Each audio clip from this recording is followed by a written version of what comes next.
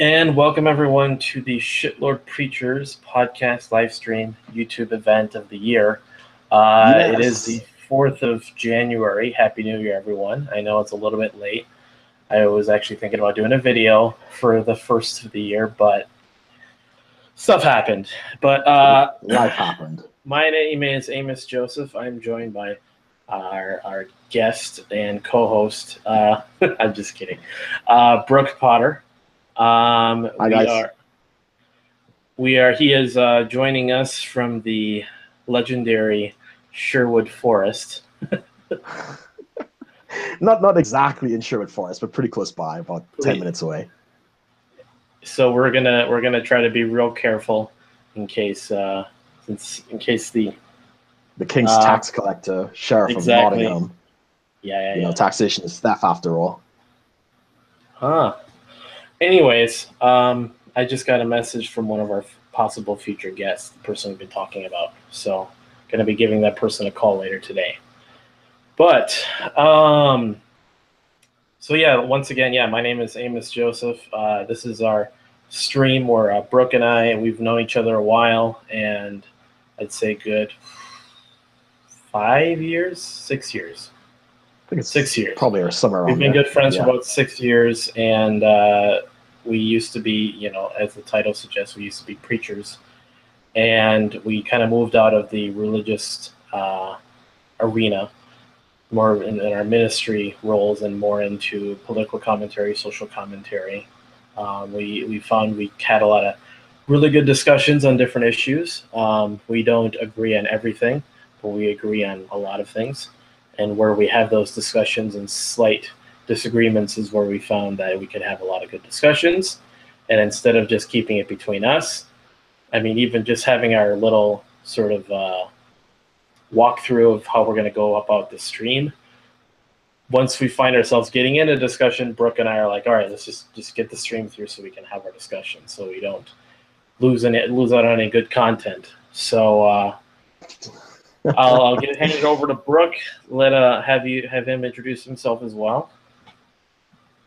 So, hi guys. As Amos said, I'm Brook Potter, originally from the Twin Island nation of Trinidad and Tobago. I'm out here in the town of Wellow, I think it is, in the county of Nottinghamshire.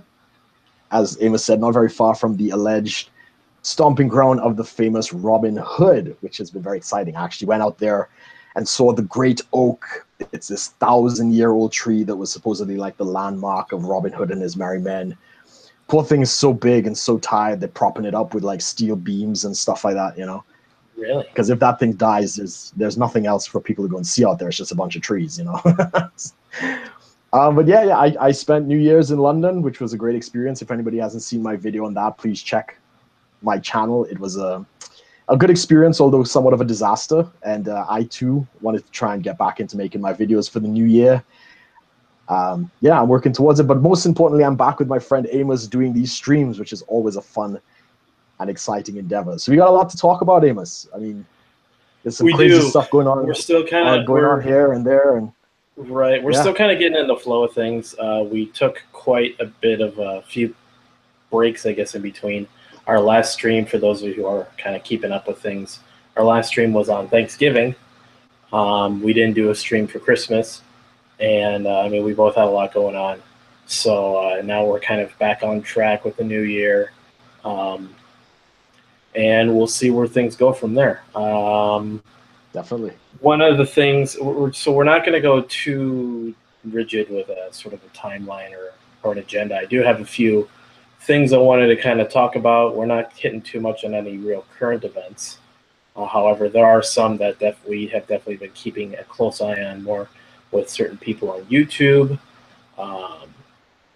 For those of you who don't know, like, for example, I think tomorrow, Count Dankula, for those of you who don't know, is a guy that got popular because he wanted to do something funny and mess with this dog that was his girlfriend's dog.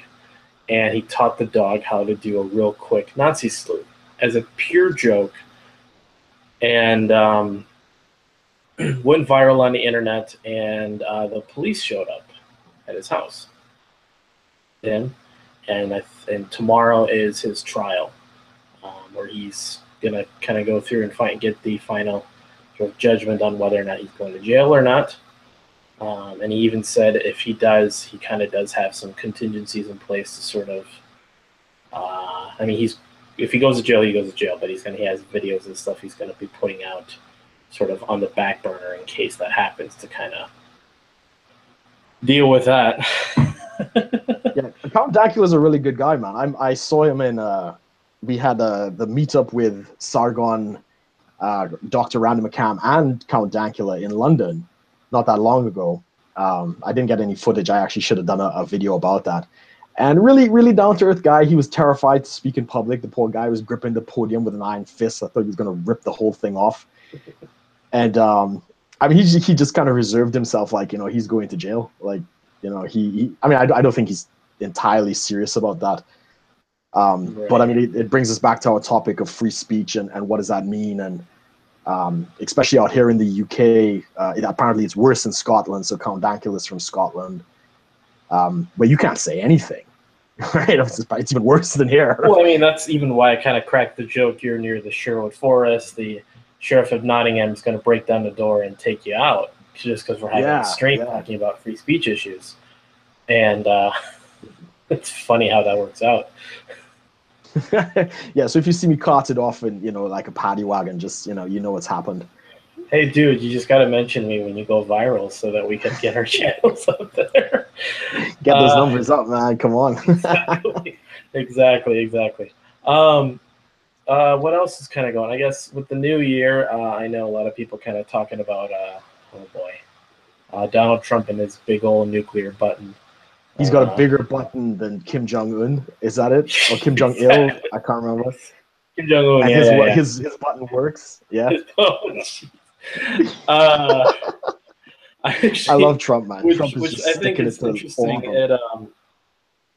Because it's tying. A lot of people are talking about that, and it kind of ties into sort of the reaction I saw with a lot of my connections I've had within the Libertarian Party.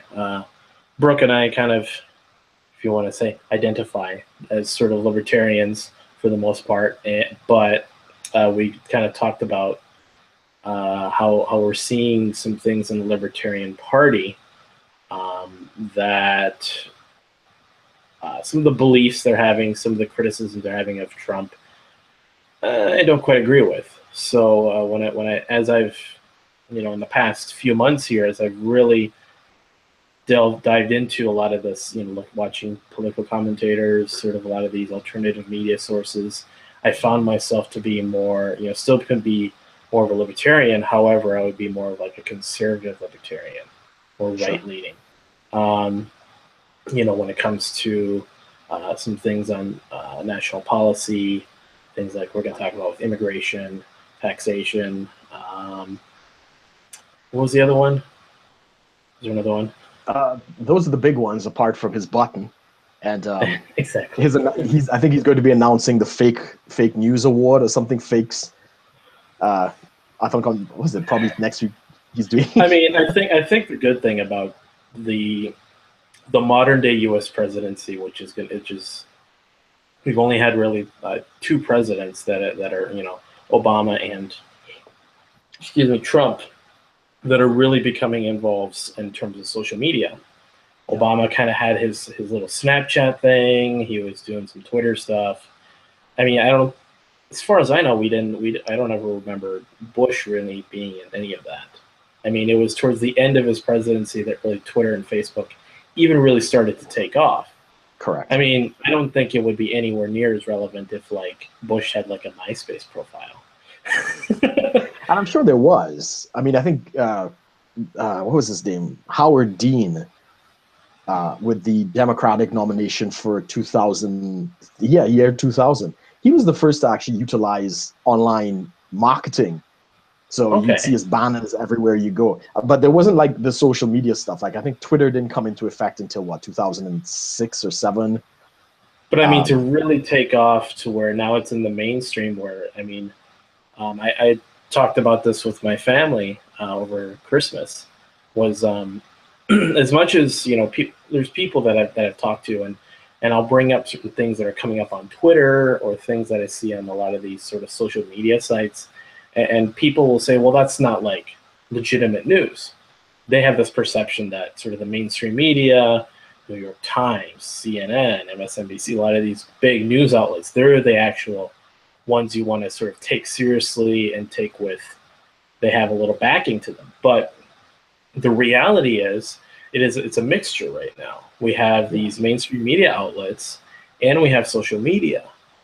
So you have social media personalities that, where you have people from both sides are basically intermingling. You have someone like Trump who will tweet on the social media side, which tends to sway an opinion, sway his influence. CNN reports about it for an entire news cycle, you know. Report on it is more like, have a panic attack is probably the better analogy. The Trump derangement syndrome is ridiculous on exactly. CNN.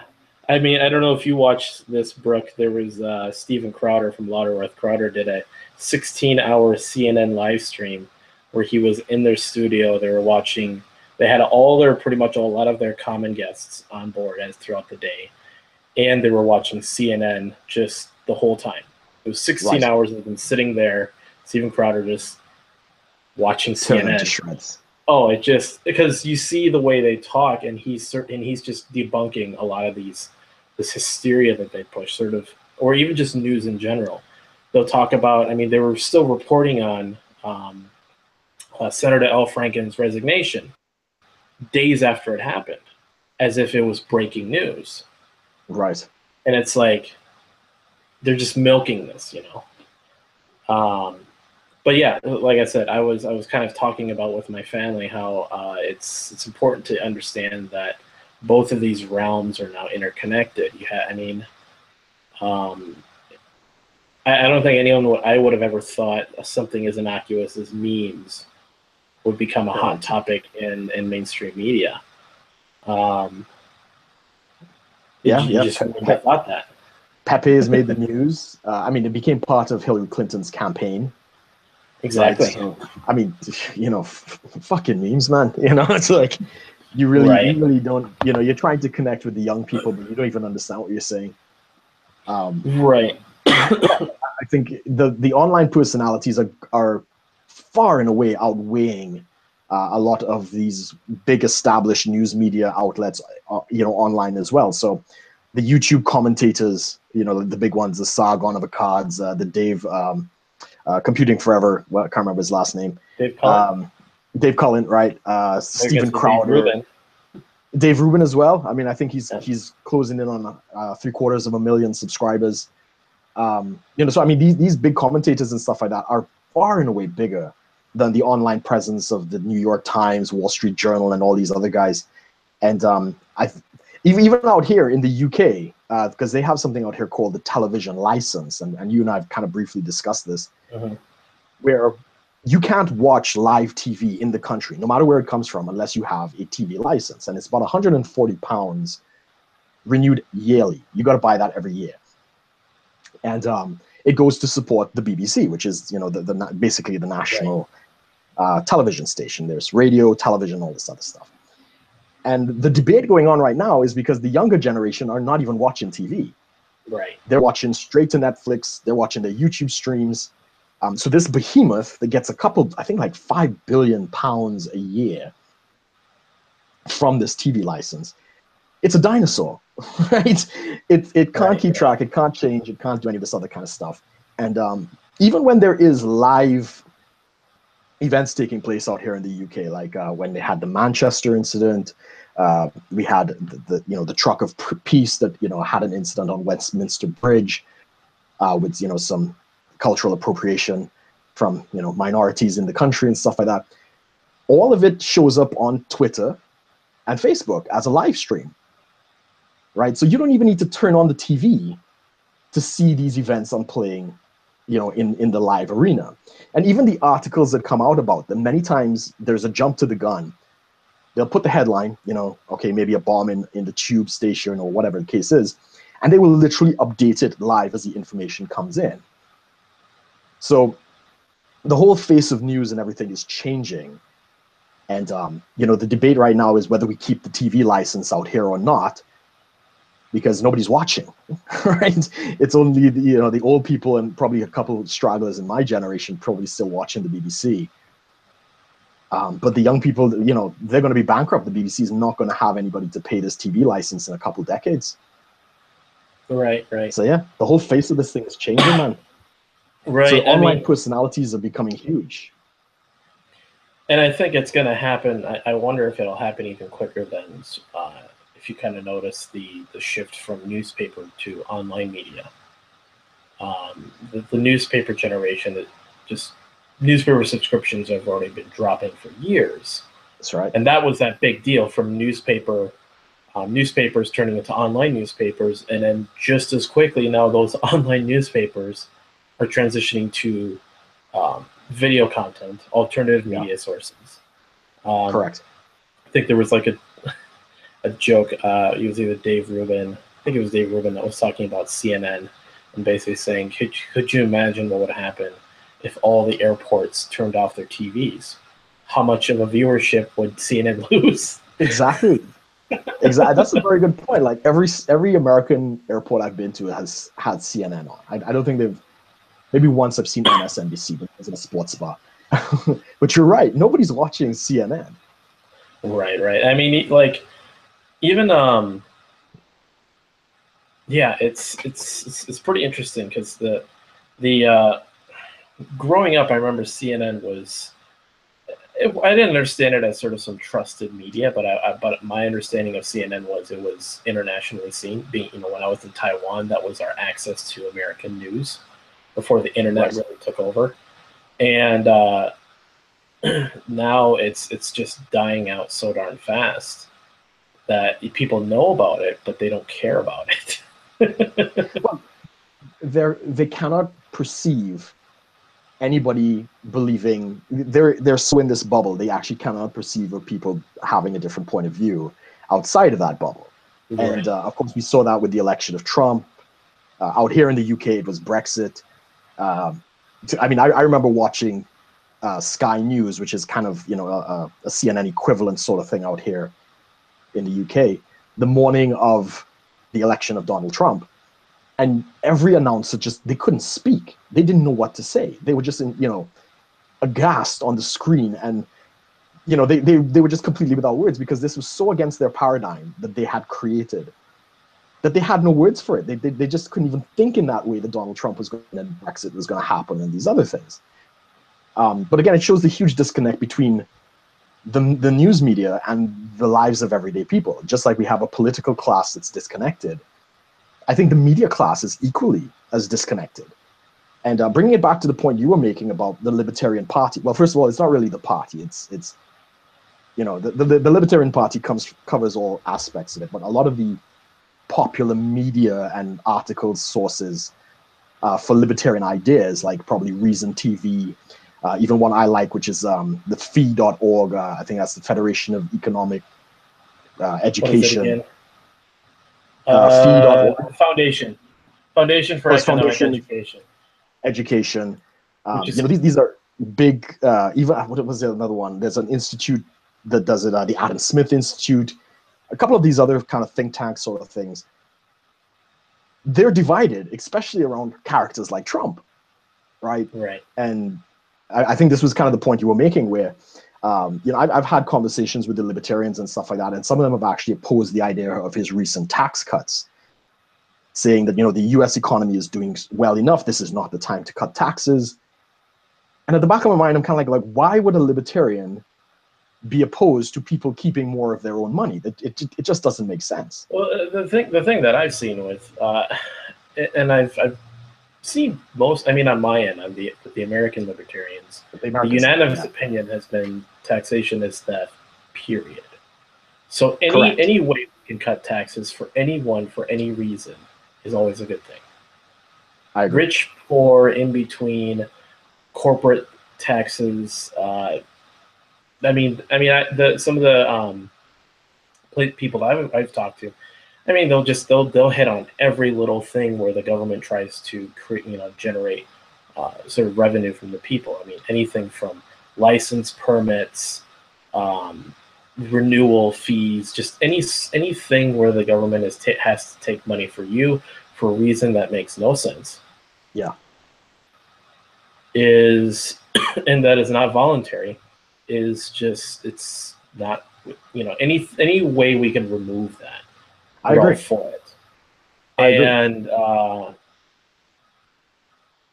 so to I mean, that was the point you were making about, these outlets. Again, I think they're trying to appeal to a mainstream. So there's a mainstream feeling that you bash Trump. You're just against Trump. That seems to be the popular narrative. Is here, at least in the States, there is this big push to, Gary Johnson. Everyone want to have Gary Johnson.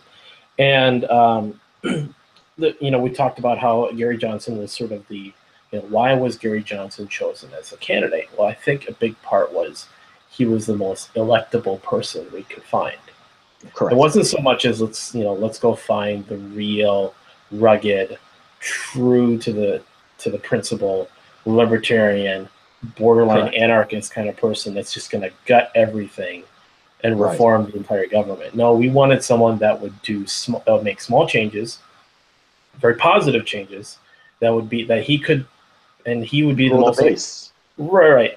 Basically, make the first movements, make the first changes, leading down a path of a more libertarian sort of government, and that was Gary Johnson. And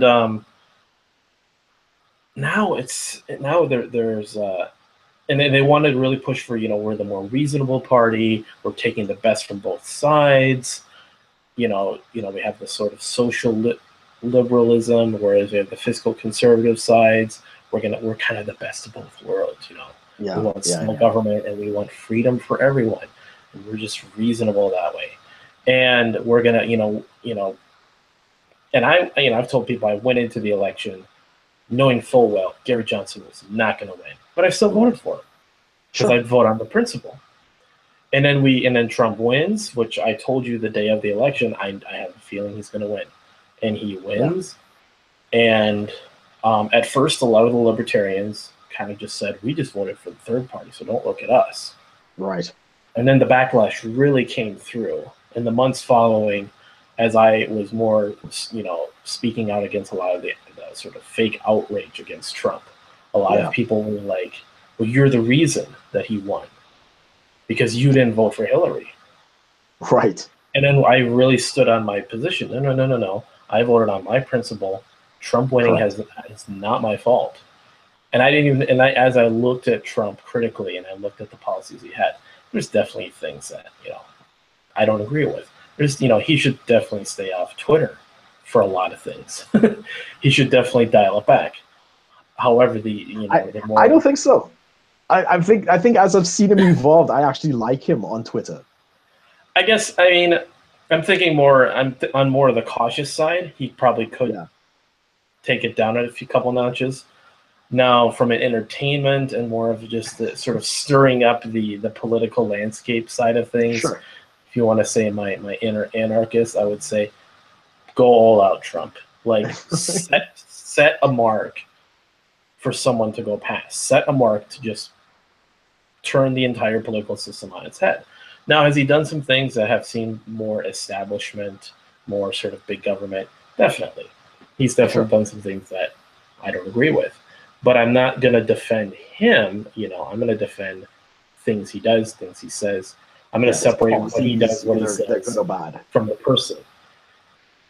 And this is where recently this is what we're going to kind of go into is there are some libertarian groups that I'm connected with. I don't actively contribute to some of the discussions, but one of the people in there has a website that I'm going to kind of bring up where this person basically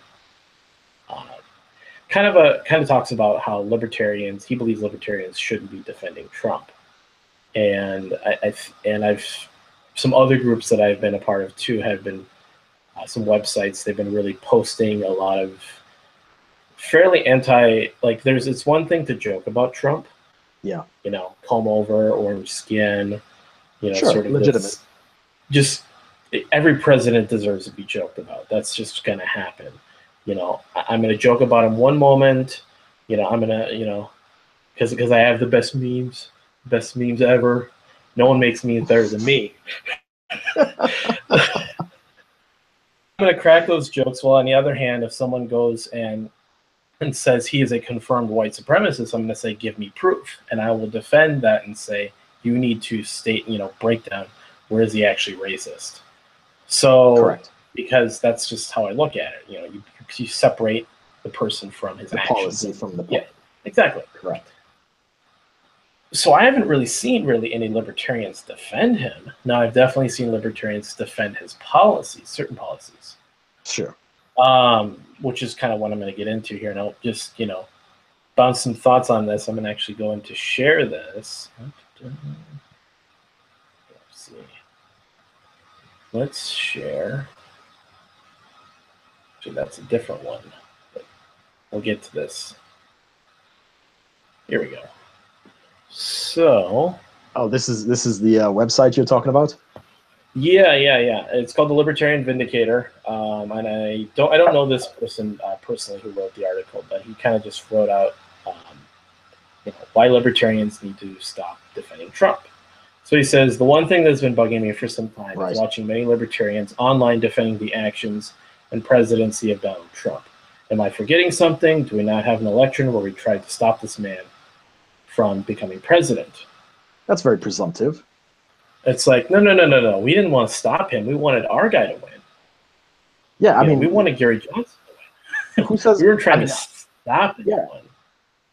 That's exactly it. It's like, who says that our mission well, I wasn't there, but that's very presumptive to assume that the mission of people voting was to stop this man from being president. I mean, a lot of people were trying to stop Hillary from being president as well. The big thing was to break free from the idea of one or the other. Right. Sort of the lesser of two evils kind of idea.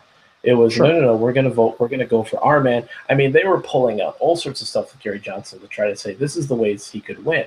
He could win enough electoral votes to stop the, the number of electoral votes, 285, I think it is, to where that's you need so many votes in the electoral college to win. They said, well, if he could win his state, he could actually put a block in the electoral college where the presidency would have to be decided by Congress. Then he could make his case. Right. They were really pushing for him to have to be granted a seat or granted a position on national television in the presidential debates, getting a third party in there. And there was poll numbers. There were these magic numbers they're trying to get to so he could show up, show that there's a third side that can basically unite a lot of the sort of undecided voters in between that probably are more libertarian than they think. Anyways. Right. So he said too often when I remember the strategy. Yeah. Right. There was all this stuff, and we're just throwing that all out and saying we tried to stop Trump this whole time. So he said too often when I'm online in my libertarian circles, there are so-called libertarians. So we got a little true Scotsman thrown in there. Defending the presidency of Trump, saying, well, he's actually more libertarian than you think. I stop, sit back, and think, how can they be saying that? Donald Trump is the furthest thing from a libertarian, and self-proclaimed libertarians online need to stop defending this man. Well, yeah, okay. So I'll hold on to that for now. Yeah, the most recent argument, you have to point to policy, right? So right. And this just to stop there for a sec. This is my concern now with I'm just going to say in quotes Libertarian Party. Right. They're starting to sound a little bit SJW like. Yeah, they're doing the purity test. Exactly. Right. You're not a true libertarian unless you believe all the tenets that we believe. Well, that's not fucking true, right? Right. Like that, you watch the video from the guy Freedom Tunes. He'll talk about libertarians.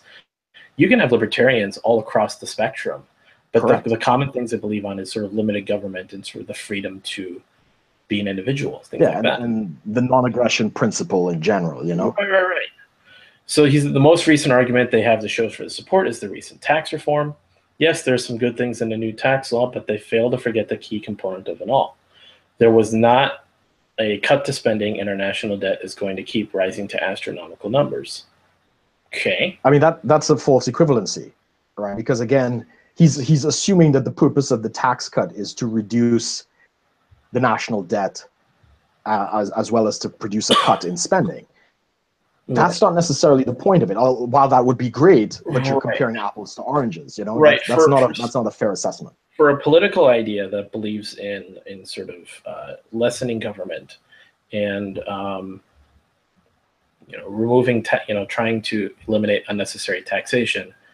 Why do we care so much about how the government is spending the money in the first place if we don't really care? I mean, I'm thinking the attitude is you don't really care about government because you think government's too big. Let them worry about themselves. If this national debt is the government's fault, it's not really ours. I'd say that's you have to pay it at the end of the day. But again, he's doing a false dichotomy, suggesting that it's only a real cut or a real benefit if the tax cuts are equated with a reduction in the debt as well as a reduction in spending. Well, I don't know if the budget has been released yet, so I don't know how he knows whether there's been a cut or not. Right. But then there's the alternative factor, which is economic growth, right? Which is what Clinton enjoyed, right? So Clinton didn't cut his budget, but because of the rise of an entire new industry called the internet, the revenue that came into the state produced a surplus. Right. And I believe this is Trump's plan. Trump's plan is to reach 4% growth.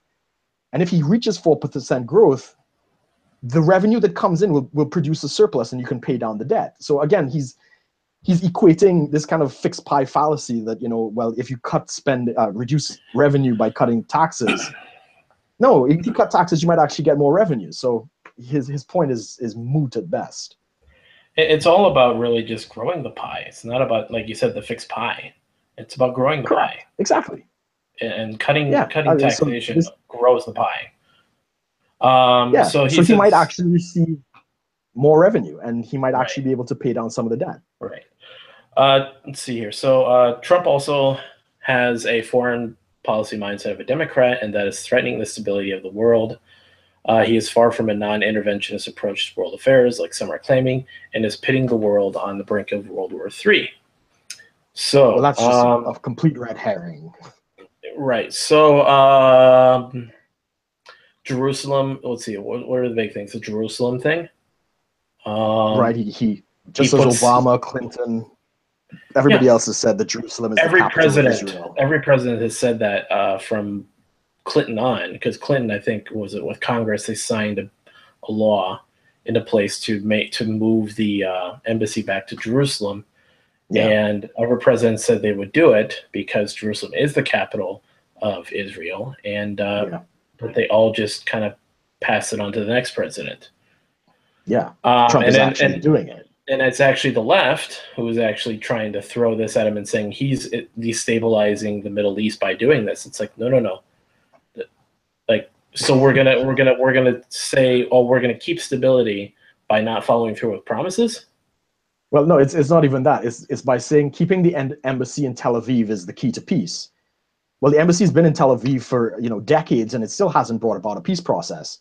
Right. So I actually agree with Trump. Now, full disclosure, I don't see necessarily any kind of moral equivalency between the Israelis and the Palestinians. Right. I'm not a Zionist. I don't believe the land is predestined to the Israelis. Right. And the Israelis have definitely done their fair share of crap to the Palestinians. Yeah. They want the land. They're trying to exile the people. Long story. But in terms of this, I actually think this is a fantastic negotiating tool by Trump.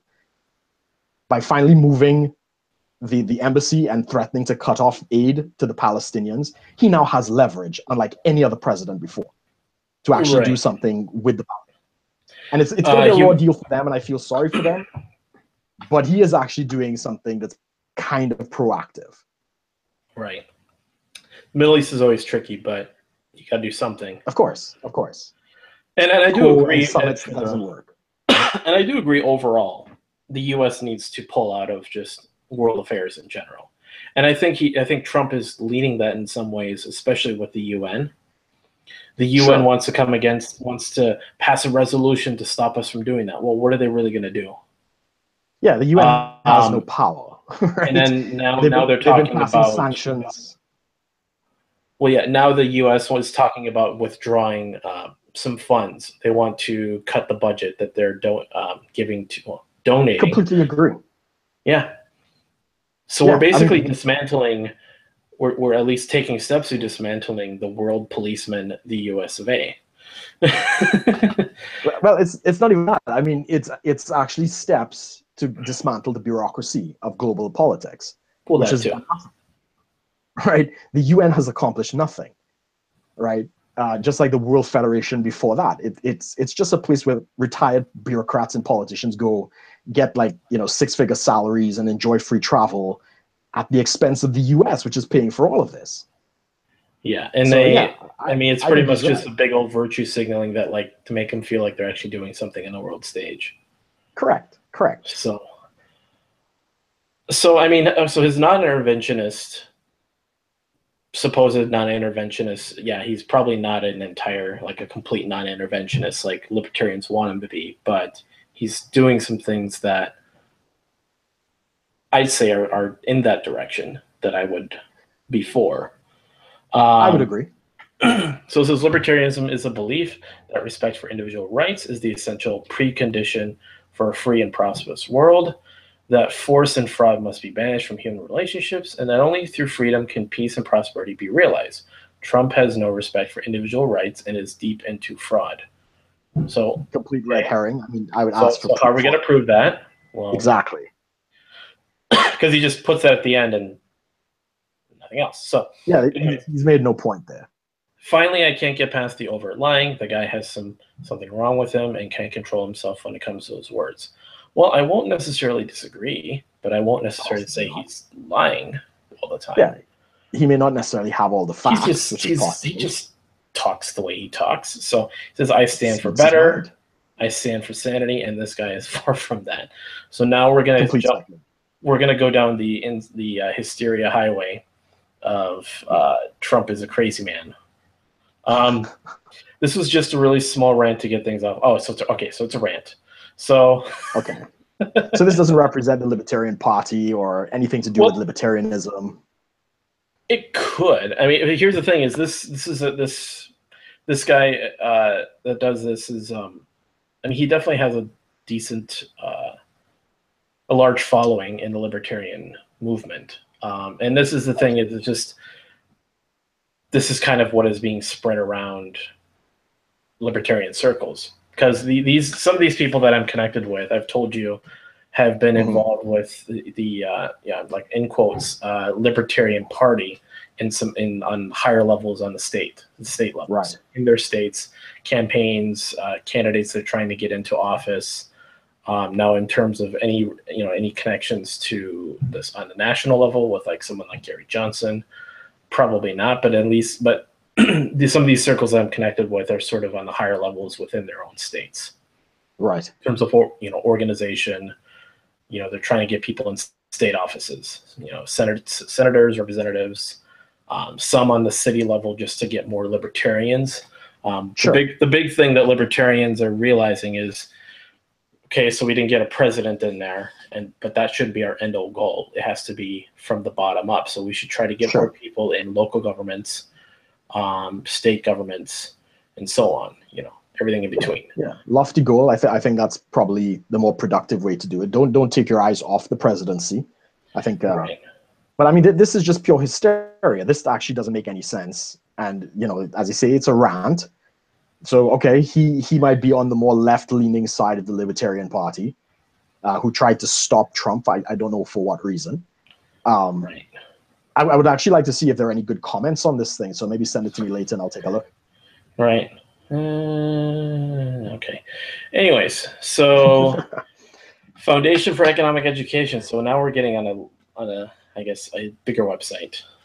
And right. Now, to be fair about this article, I think if you go down to the bottom, it actually isn't written by a fee member. They got it from the Open Society of something else. Centers for a Stateless Society. Right. So this is something from the Stateless Society thing. Before we move off of Trump, I just want to say that, the Trump derangement syndrome is apparently the left. It's making its way into the because even Reason. Yeah, I think like Reason magazine is probably one of the oldest, longest running libertarian publications, and they have just been hitting and bashing on Trump, and many times unnecessarily, to the point where I kind of turned off them. And I think, again, it's because the mainstream narrative seems to be like bash Trump and don't like Trump and all this other nonsense. They just kind of jumped on board with that. And they're trying to show, well, look, we're not really like the Republicans. They're trying to set themselves apart. And they've swung so hard in doing that, I think they've lost a bit of credibility. As an expression I always say, give Jack his jacket, meaning when somebody does something that's good, doesn't matter what party they're from, acknowledge what's good. And yeah, Trump hasn't been perfect by any means. He's been hilarious. But there have been some good things that he has done. And I think it's only fair, not just to criticize, but to also, praise the accomplishments that are worthwhile. Right. But so did you want to kind of talk about this one then with Fee? Yeah, I mean, I like Fee. I post a lot of stuff from Fee. And another one, CapEx, the Adam Smith Institute. But this immigration thing, I understand what they're trying to say. And again, it's based on principle. Right. The libertarian idea of freedom, almost like borders don't matter, states don't matter. If we just give people more freedom to move and migrate where they want and all this other kinds of stuff, the world will just be a better place. Well, that's not necessarily true, right? And in a large part because there are people out there who actually want to do people harm, right? There are cross sections of societies and countries and stuff like that hate the West and hate the freedoms and liberties and these other kinds of things. And unless you protect the freedoms that you have, you're only one generation away from losing a lot of that stuff. Right. And if it is that you decide to import a lot of people who do not agree with that freedom is probably the most important ideal, if they believe that equality is probably the most important ideal, you can change the demographics of a country from where there's a lot of freedom to where there's more government. I think we were discussing before about Stefan Molyneux actually recently came out with a video where he basically admitted that he was wrong about the idea that nationalism was a bad thing. And he was kind of this stateless, states don't matter, governments are illegitimate, they're just trying to tax farm you and all this other kinds of stuff. And he was going on about that whole thing. And he's come to realize that actually, no, when you do have something that's valuable, like let's say the United States with the constitutional republic that it is, and a system of transition where you haven't had any attempted coups, and I mean there's a lot of value that is taking place within the United States. You need to protect it. I mean similarly in Europe, because of the high welfare states and stuff like that, there's a lot of migration for people coming to Europe to partake in the welfare nation. And he's freely admitted that you cannot have free and open immigration as long as you have a welfare state, because you're just going to completely drown the system. People are going to milk the welfare state.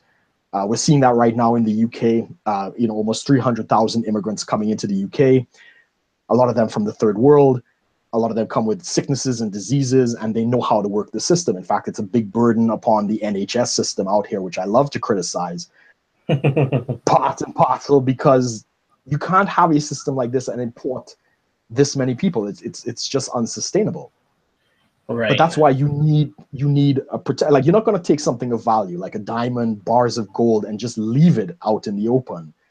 You put it in a safe. You put it in a safe place. And this was actually Stefan Molyneux's point, is that the Western system that we have in the US, the UK, Canada, and basically the West has produced so much prosperity, freedom, liberation, all these other things. It needs to be protected.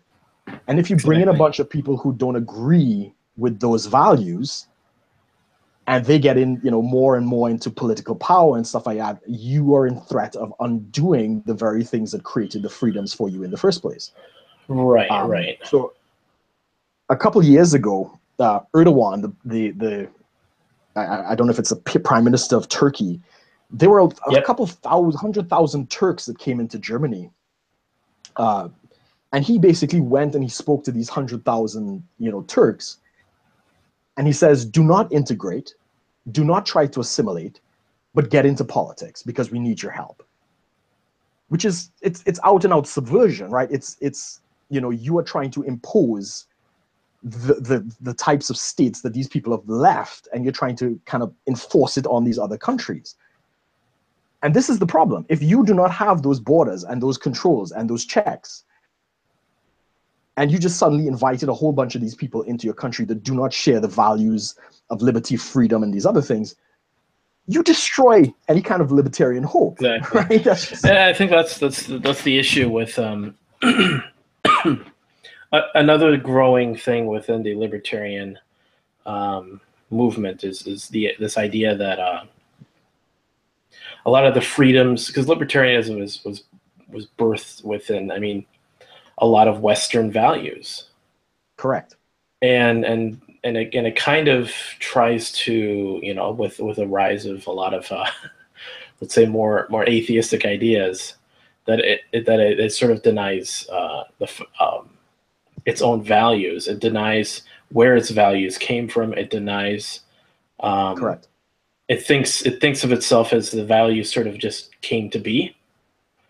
Yeah. And it forgets that, and it thinks, well, everyone has these values just like us. Like the human condition just generated these values that created Western civilization and libertarianism. And if we just, sort of open the floodgates of immigration, it would just work itself out. Yeah, that's what a lot of people there are people. It forgets that there are other civilizations, there are other societies out there that just do not agree and do not work with us.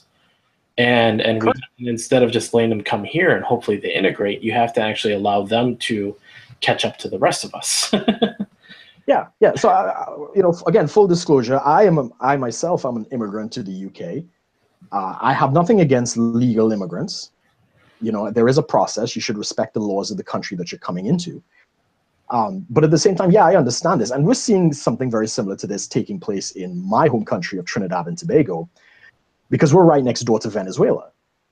And the amount of quote unquote refugees, now Trinidad doesn't have refugee laws, so we can't give them legal status. But the amount of refugees from Venezuela that are coming across just for food, toilet paper and these other things, the demographics in the country have actually started to change. And I can't count the number of guys that have upgraded their wives to Venezuelan women, right? But again, there are events circled around Spanish events, a lot of Spanish food, a lot of Spanish imports, and all of it looks good culturally. But the population in Trinidad is only 1.2, 1.3 million. If just if a million, or even just say 100,000 Venezuelans get permanent residency in Trinidad, that's actually a lot to change the voting patterns and a lot of things that are taking place in the country.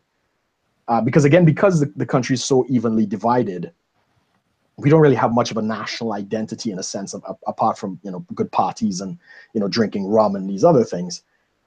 Again, it may have economic benefits. The migrants coming in might create jobs and stuff like that. We don't really have much of a welfare state in Trinidad, so they're not really a drain on the state per se. A lot of charities are trying to help, but the culture of the country is going to change. And that's the concern. It's that Trinidad is not going to look the same if you bring in that many Venezuelans. It's going to be a little Venezuela. And that's not necessarily a good thing, especially if they start voting in the patterns of the Venezuelans have done and they try to impose socialists, and that will destroy the country.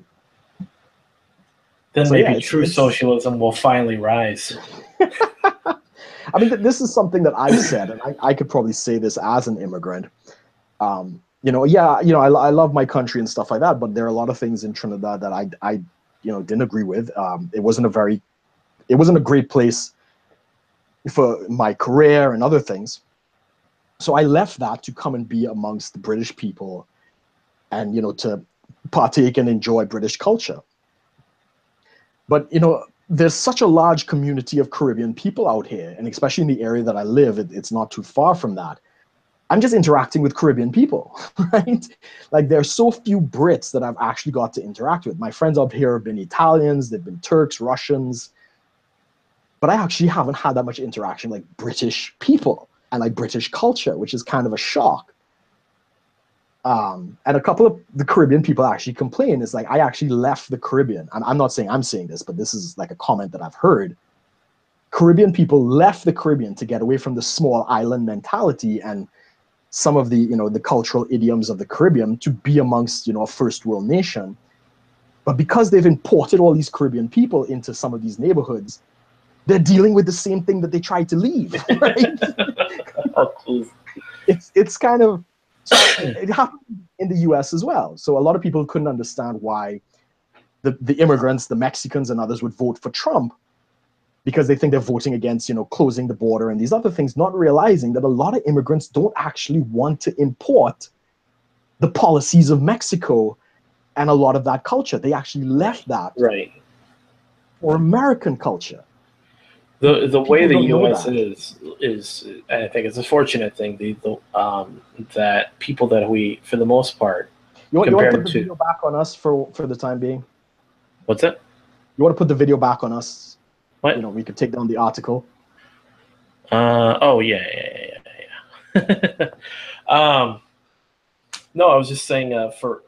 I think it's fortunate that the U.S. is for the immigrants that we have imported, we have brought in, even the illegal ones. Sure. Compared to Europe, we haven't really had much of a sort of a clash like you guys have. Sure. You guys are one big old landmass connected to a lot of third world countries, whereas here, the only one we've really had to, well, I'm going to just say this very callously, but the only one we have to deal with is Mexico. But, well, Latin America, because your immigration isn't coming solely from Mexico anymore. It's actually coming from Central America and South America. I think the way the relationship we have with them is they still assimilate for the most part. They assimilate better. They're hardworking people.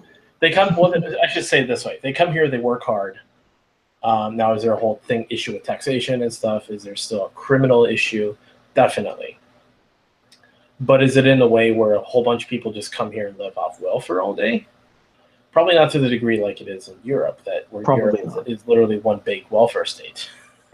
Yeah, but like I said, it's not all about the economics, right? So you go to parts of Florida and they don't even speak English, right? Well, so you have the societal impact side. Yeah, the societal impact in Florida and Texas and elsewhere. But and so this is sort of the divide, and with some libertarians just don't quite understand why there are people who will call themselves libertarian that believe in borders, that believe in having an actual process to vetting who comes in, who doesn't. Correct. And I'm not going to bring up the article. I'll just kind of summarize it real quick. But basically, in that article, they kind of compared passports weren't a thing, back in the 19th century, and the monarchs, even though they were monarchs, like people could just come and go in different countries, and it was socialist Russia that created the passport. And it's like that may be true. I'm kind of quoting two articles that I kind of use in it, but they, why immigration should be, why immigration control is this socialist idea, and what, back then everyone could just go wherever they want. Well, 19th century planet Earth is a bit different than 21st century planet Earth. Correct. Where people can just, even the poorest of the poor can move around a lot more freely. Correct. It took money to get to the New World, right? You couldn't just jump on a boat. Yeah, you could have, but it was a risk. Yeah, not everybody could afford to jump on a boat. You had to earn your wages somehow, and you might die along the way. Exactly. Yeah, so it's as you say, it's so cheap now. Just imagine if half the population of China showed up in the United States. 500 million people, right? That now outrank the 350 people who, 350 million that are there. That's a good thing? No, the whole country will become China, right? Exactly. The demographics would the language would change, the food would change, everything about it would change. It would no longer be the United States. Now, I'm not saying that you can't have, immigrants. Again, I'm not opposed to legal immigration, but culturally, especially as libertarians, where libertarianism and freedom is a culture that not everybody agrees with, that you and I both have friends who believe equality is the most important thing of a society, right? And they idolize the Scandinavian countries. But if you don't have people who share the values of the country, and if demographics change and these people start voting for more and more government intervention, right, you're going to lose a lot of those ideals. Yeah, the different ideals. I mean, even when I was like when I lived in Taiwan, the reality is Taiwan is a very socialist country. Sure. However, it also has a very strong economic component that sort of, I shouldn't say offsets, but it pays for the socialism. Right? It remedies it, we should say. It doesn't allow itself, and that's not just because the people, the Taiwanese people it just works. Like, right. There are, which kind of ties into, we've talked about how, Asians being so successful in the U.S. Are being accused of racism because they sort of mind their own business, work hard, and don't have a lot of activists like white people do. I'm just, talking about both minorities, yeah. Exactly, and they don't suffer from the white guilt as much. Yeah. It's just, they mind their own business and they do their thing, and I think that's what's going on with countries like Taiwan. Correct. They do their thing. They work hard. They appreciate and enjoy the socialism. The socialism they have. Does it have problems? Hell yeah, it does. I got to see it firsthand. But yeah. I mean, when you say socialism, I don't think that Taiwan owns a lot of industry, right? I think what you're talking about is government programs. And again, that's not synonymous with socialism. So they got like universal healthcare, a pretty impressive transportation system, from what you've told me. Mm-hmm. But I mean, why would you say it's socialist though? Like, do they own industries? They did. They actually did. They've let go of some. But there are some nationalized industries. I mean, I think I've told you about how there was one liquor producer in the country. Right. Once upon a time, sure. And it's actually, a lot of its principles are founded upon. I forgot, there's three tenets that are actually. So you've seen the Taiwanese flag, right? And the Taiwanese flag, actually, I think one of the tenets of what the flag. Here we go. Taiwanese flag meaning. I remember. I think.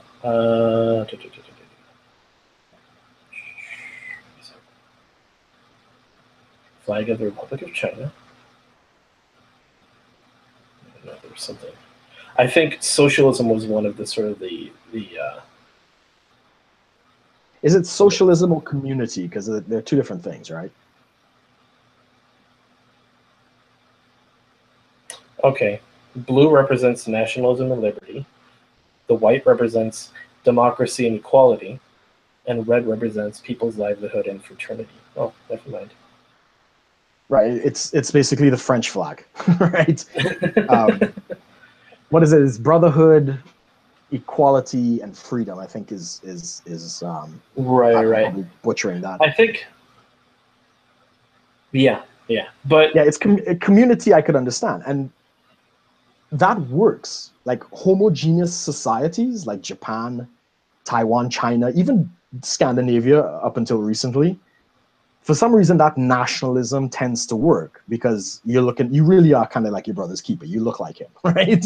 Which is, it's a very unpopular view, but it's a very good reason why those policies would not work in the US, because while there are majorities, the bulk of the population is immigrants, mixed. It's different. Yeah.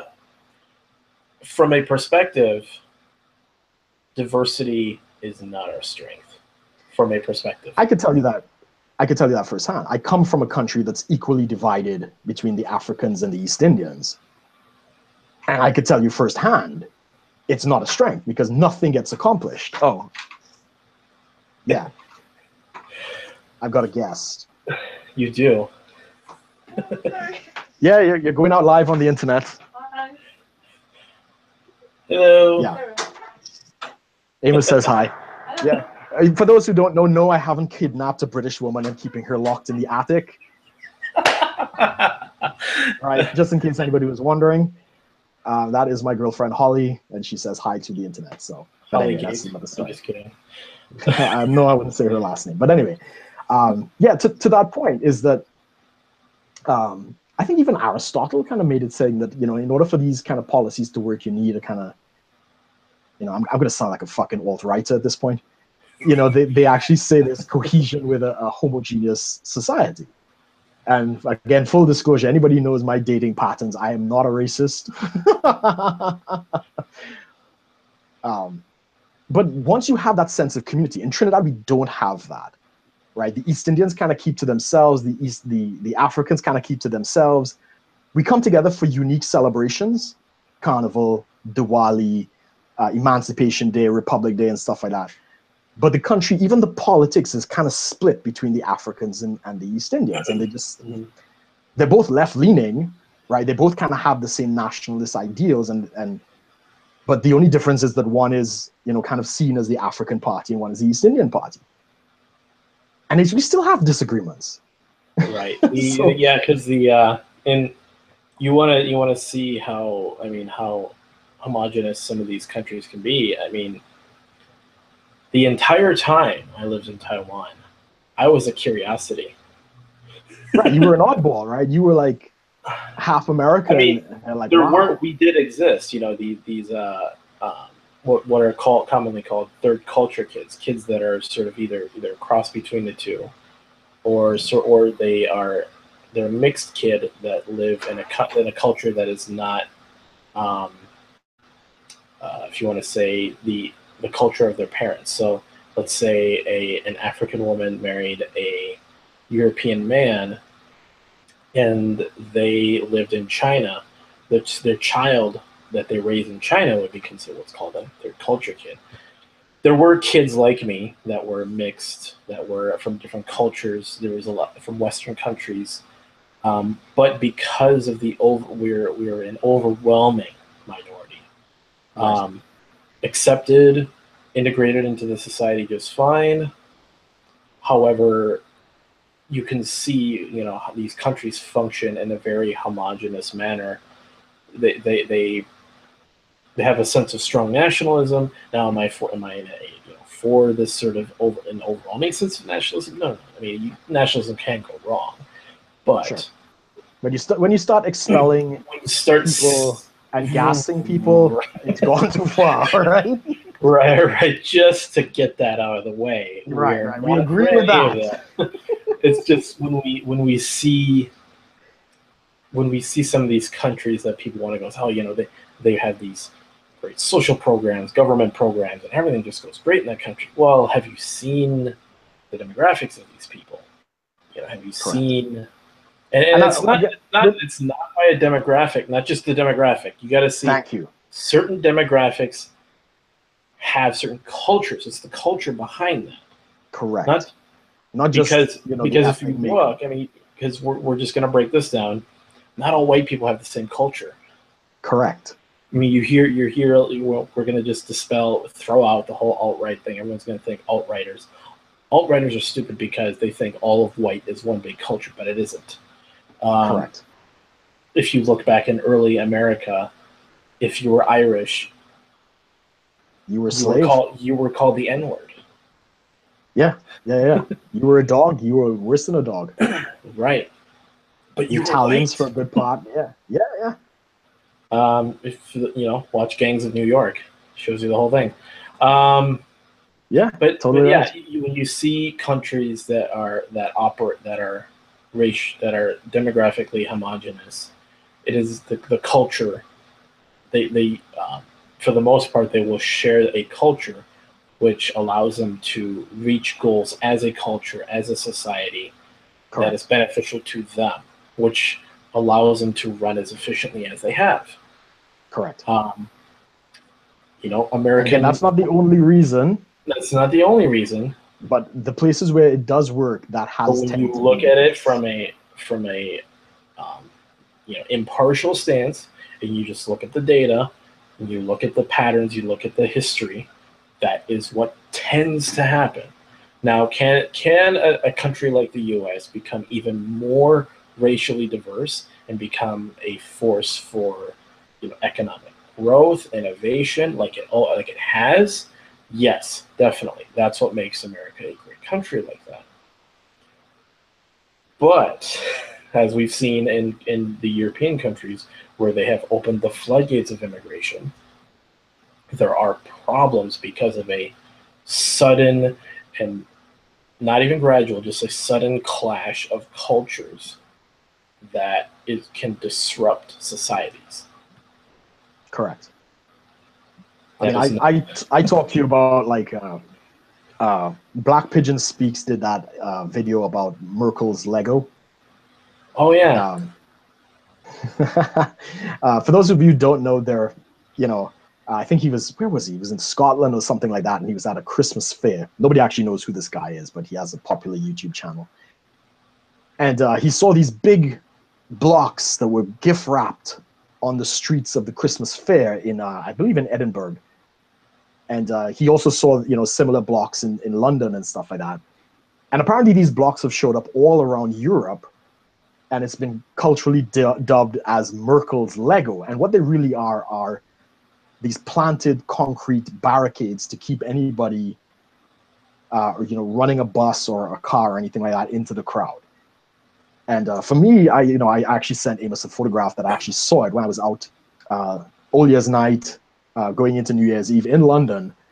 They had the colorful steel arches, and the giant blocks were out and stuff like that, showing the designated areas specifically for that purpose, in case anything came running in. For those of you who want to see, these are what they are. They are blocks in the middle of the street or on sidewalks too, right? Pretty much everywhere. Yeah. And it's been dubbed Merkel's Lego because in many ways she's opened the floodgates to Europe to bring in a different culture, and it has nothing to do with race. It has to do with culture, that these people do not necessarily respect the values and the freedoms and the liberties, and they take those values, liberties, and others to cause harm, as we've seen rapes and stabbings and all sorts of things. Like even out here in the UK, on All Year's Night, 4 young teenagers were stabbed, right? And we don't know very much about the perpetrators or anything like that. I think they were all died and stuff like that. We've had acid attacks. Now, acid attacks is something that's very prevalent in like countries like Pakistan, the Congo, and elsewhere. Suddenly, we're getting an upsurge in all this stuff taking place in the city of London, which is it's unprecedented. Knife crime is up. Like everything is up, crime-wise in London especially. And our mayor is spinning it as he's protecting us and all this other stuff. Parcel to living in a city like London. Right. He's Sadiq Khan has made the statement that terrorism is just a natural part of living in a big city. Minus the fact that the biggest city in the world, Tokyo, doesn't have anything like this going on. And again, they have I think they are probably the most restrictive immigration policy in the world, if I'm not mistaken. I've seen some of the footage of a lot of their government officials talking about this, we'll say, clash of cultures going on in Europe. And for those of you who are kind of wondering why we're taking real slow words to really break down what we're saying here, is because we know, as some of you probably who are watching know this too, for us as in reality, Brooke and I are complete mixtures of multiple races. Correct. I am 10% Nigerian. Right. So, as I said on South Park, you're 10% oppressed. But when a lot of in these countries you don't hear about Japan talking about racial demographics, having these homogenous countries that run better than countries that are having this clash of demographics. No one talks about that, but for us, someone like Brooke and I, who are identified, not that we identify, but we are identified as straight white males, we talk about this, we're instantly flagged as racists. Correct. And that's why we really break it down. So if anyone comes back at us, we'll point here and say, we took the time. Because it's not race, it's culture. It is exactly. It is culture. This is what I keep going back to, right? And it's ideology, it's ideas. There are some ideas that are incompatible with Western values, and especially with libertarian values of not using force. So anybody who's going to blow themselves up or run a car into a bunch of people, if they're extreme left or extreme right or religiously motivated, whatever, those are principles that we do not support. It doesn't matter what race they are.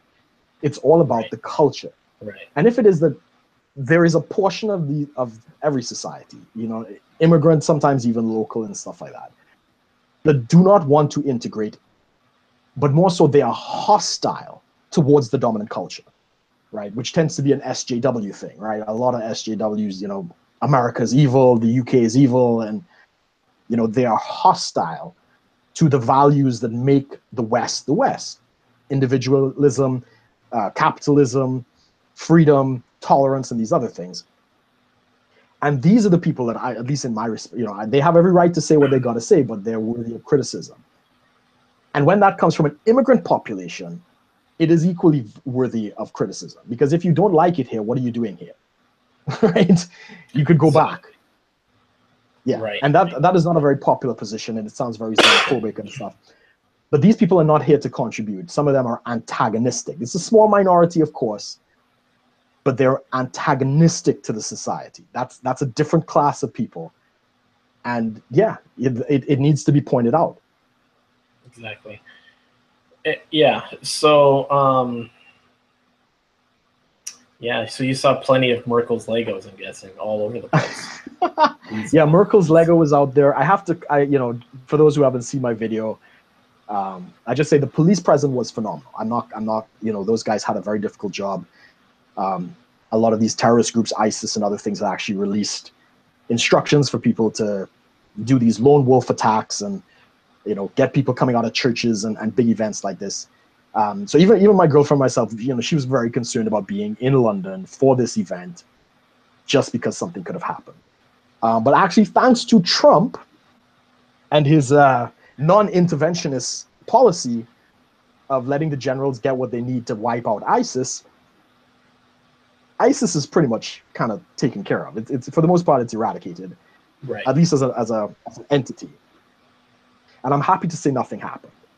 We don't have enough information about that to comment, but there was no incidents in London. And from what I've heard, nothing around the world. Like, we kept checking Twitter, like we don't go to the news, right? We check Twitter because the minute something happens, somebody's going to put a hashtag.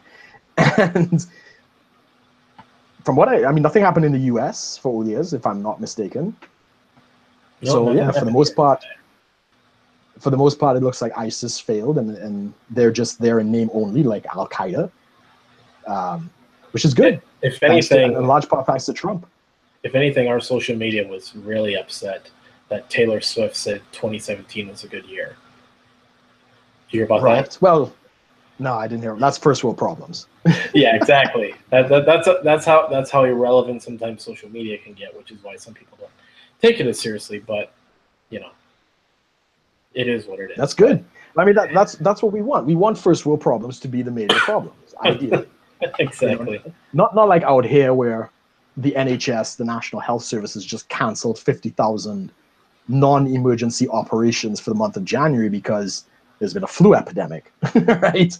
And they need the beds, right? Those are the problems relegated to the third world, but or the NHS, as the case might be. You want frivolous news. You want to hear Taylor Swift is having beef with somebody else, or that stupid guy on YouTube who put the cadaver in his video or something. Oh, Jesus.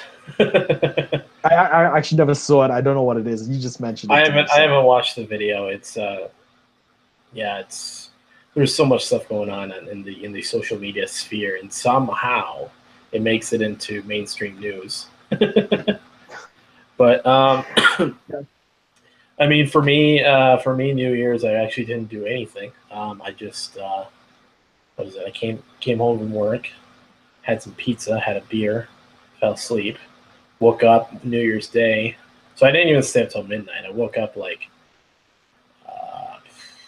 6 or 7 o'clock in the morning on New Year's Day, wondering if I had to work, and I had to call up a coworker, and he's like, "No, we don't work today." I'm like, "Oh, okay." Fell back asleep. Woke up at 11. Didn't do anything. I was actually thinking maybe I should do a video, but I didn't. So Yeah. I mean, normally, Amos, that's usually my Old Year's night in Trinidad. I've done all the fun things, the beach parties, the big hotels and stuff.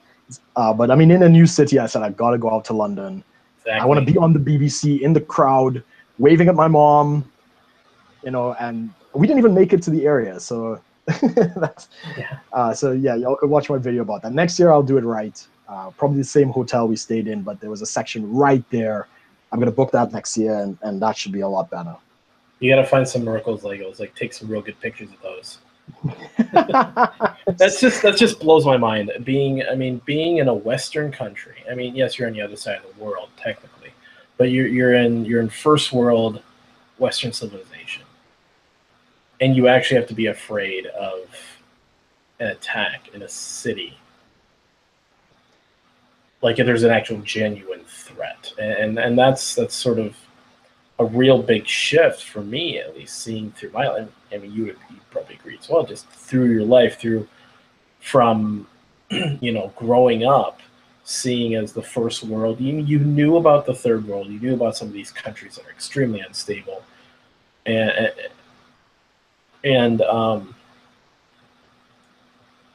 the more I've kind of understood, start to see things, start to see the world for what it really is, you start to realize there is a problem. This is why we talk about the things we talk about, and why things need to change. Why these Western ideas, free speech, freedom, non-aggression principle, things like that are really important. Why these things, correct. Why we need to understand why Americans need to understand that it is not. You need to look at things objectively and realize that some cultural ideas are just not compatible with other ones. Correct. Some things are just more beneficial to people than others. Freedom is more beneficial to slavery. Non-aggression principle is more beneficial than violence. Yeah, thug rule. Or was it gang rule? Mob rule? Yeah. Mob rule, yeah. I don't know what the analogy is, yeah. Civil discourse. Civil discourse is more favorable than censorship. Correct. And violent protest. Exactly. I mean, think about how amazing, this still gets me to this day, the idea of the rule of law, which is some people write a statute on a piece of parchment and we choose to obey it. I mean, that's actually a pretty radical idea if you consider we came from like gangs, mobs, and thugs, and we like whoever had the biggest stick made the rules and all this other kinds of stuff.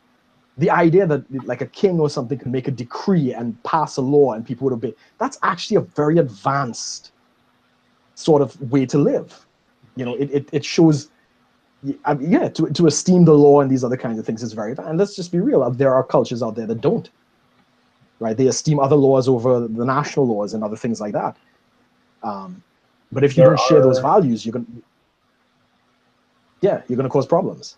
There are countries out there that do not have a central government, and correct. I mean, so even of the most basic level. I mean, we're not, like I said, we're still libertarians. We're not for big government, but it's got to be some government. Right. I mean, I think we'll go as far as like minarchist, where there's a minimum sense of law, protections, property rights. You need these things right to have a functioning society. I just learned that word. Minarchy. Minarchist? I literally, Minarchist? Yeah, minarchy, yeah. yeah, I was in a Discord chat with Bunty King, and he was like, he was saying in this coming age of the AI that will sort of automate our lives. He said, what if he believes that there'd be a future where there will be a minarchy, and then I was like, I thought he was trying to say monarchy, Right. and then he said minarchy, so I looked it up, and I'm like, oh, so that's essentially sort of like libertarianism, but a little bit less government than that, even. Yeah. Well, I mean, minarchist is a libertarian, anarchy, but just below. It's like if the United States government actually obeyed the Constitution and did what was only within the confines of the Constitution, like if it went back into the box that it came in, that would be minarchist, right? So actually, protect the people, protect property rights. You look at early America after the Constitution was ratified. Yeah, it was a very minarchist society. Granted, there were still some issues with it, but sure. Even if we unpack a lot of things outside of the Constitution and laws, and we bring it back to even just the amendments in the Constitution, we're still pretty good. It's still, yeah, no, I agree. I mean, I don't necessarily, even out here, we don't have a constitution, right? Well, we don't have a codified constitution. So even if they went back to some of the original founding documents out here, like the Magna Carta and stuff like that, right? Which was basically the rich telling the king, well, you no longer make the rules. The lords are going to start making the rules. Right. And they basically put limits to the king's power, and he signed off on it. That was kind of like the first steps of modern democracy. Right. Of course, for the UK, that's been lost. We don't really have any of those tenets anymore. But you guys, you got to hold on to the ones you got, because those are very important. Exactly. Trying to rein in our Leviathan. You guys, you're a lot more fortunate in that respect. You look at. You saw my video. I did. For those of you guys watching, I did a video quickly on just democracies and republics, and because unfortunately, a democracy is not always a good idea. It was a great idea when it was first talked about. I mean, it was the best thing we had for a while, and then we found out republics are even better. Yeah.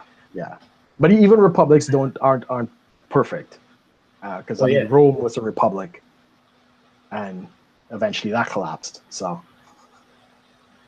Oh no! Don't even get into that, because now you're the fall of Rome. Exactly. Yeah. The Huns looked in and be like, "What are these panty men doing, man?" And they just stormed the gates and burned the capital. But I mean, we're gonna get back into more streams for sure. Definitely, I look forward to it. We're gonna get back onto a more set schedule. Thursdays, 11 o'clock Central Time, 5 p.m. GMT. Yes, Greenwich Mean Time. Yeah, you British and your Greenwich Mean Time. Damn right. We are the center of the time, Exactly. You guys want to censor speech? You might as well censor time too. But kind of laid back, and we talked about a few things. I think we should probably get back to maybe more articles and more kind of have a. If there's something interesting, we could discuss the articles and talk about the new Trump derangement. Talk about current events that people are freaking out about that probably aren't that big of a deal. We got to shit on some feminism too. There's lots to do there. But follow us on Twitter. Subscribe to both of our channels, which will be in the description below. Brook has got some good stuff too on different things. We talk about a little different stuff. I talk a little bit more societal stuff, social commentary, political commentary. Brook kind of hits on that. Talks a lot about the NHS, which is good. Definitely on the radar. Yeah, more lifestyle stuff as well. More lifestyle, exactly. Getting drunk, partying, meeting women, all sorts of debauchery. Locking Holly in the attic. Exactly, and then definitely going to be a good year. I'm excited, Amos. I look forward to getting back onto the streams and connecting with everybody on social media, And yeah, we got a lot to talk about. We didn't even touch on a lot of things. But yeah, I'm excited to do that as we go forward. So awesome. Yeah. Well, thanks for joining us, and we're guys. Gonna have a couple of guests.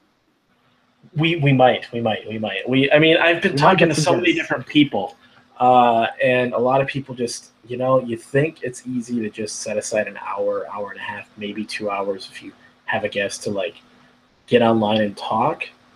I mean, even for you and I to get this scheduled, it's tricky sometimes. It's pretty tough, yeah. I mean, even if you can't get them for the full hour and a half, if they come on for like 20 minutes, we'll make that work. Exactly. But thanks for joining us, guys. Like I said, check us out on social media and our YouTube channels, and we'll see you.